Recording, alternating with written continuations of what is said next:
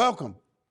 I want to talk to you about a unique word or phrase. It's called earthen vessel, meaning our bodies, and how God does such a marvelous thing in us despite our flaws. Now, the definition for this earthen vessel in terms of the Bible, it says, the earthen vessel was like, it was a pot that was used. It was a heat resisting pot, and they were used for cooking and for boiling clothes. That was an earthen vessel, okay? Literally. In Jeremiah 19:1, the breaking of an earthen vessel was symbolic to the destruction of Jerusalem. And this is just basic research that you can do yourself. These vessels were also used to symbolize the commonness of a person. How common we are in Lamentations 4:2, earthen vessel. And the frailty or frailness of our bodies, our physical bodies, our lack, how we fall short in 2 Corinthians 4:7. So I want to look at 2 Corinthians 4:7, but I compel you to read all of 4 up to verse 7, because Paul talks about, this marvelous light of the gospel that we have. But wow, God has put it in such a earthen vessel, a frail vessel. Now, in verse 7, it says, but we have this treasure, okay?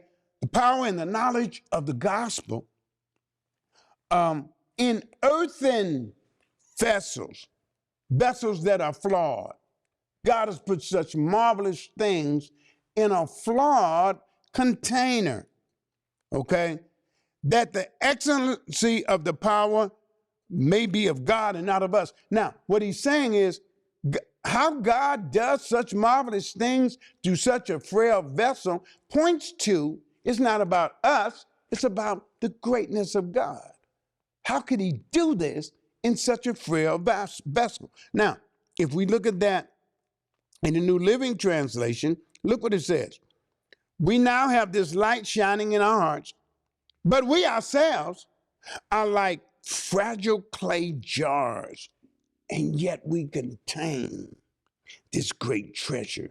This makes it clear that our great power is from God and not us. Why do we boast? God has put something marvelous, the truth of the evangelion, the gospel, the truth of knowing God through Jesus Christ, the truth of enlightenment, the truth of his grace. But look what he put in a frail vessel. Now, the reason I say that, I've been pastoring 37 years, and I have a myriad of flaws. How does God put such a marvelous thing in such a frail? I have problems with people looking past all your good to see minuscule flaws. I struggle with that. I struggle mightily. I struggle as it relates to anger. I struggle as it relates to it hurting me when a person can look past all of your aggregate good and come up with microscopic flaws to hone in on. And then I have to realize, not only am I a flawed vessel, but so is everybody else.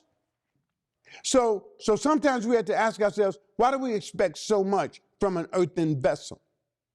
When Paul says, oh my God, how does God do such a marvelous work in such a flawed individual, in such a flawed vessel? How does he do it in an earthen vessel? It speaks to the greatness, the magnificence, and the awesomeness of God, and takes away from Jay Gaines. See, you ain't all that, because you got a myriad of flaws, and God is still able to work in you. So look at the enlightenment that Paul gives us.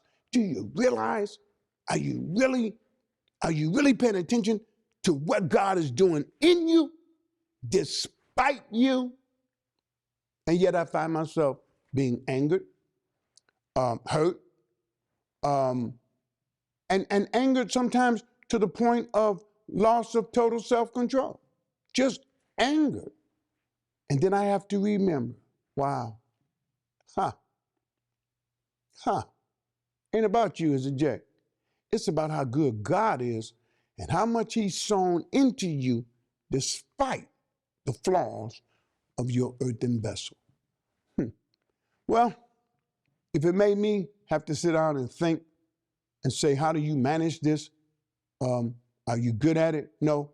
But can you manage it? I'm sure I can through the power of the Holy Spirit. But like me, it's something you can think about.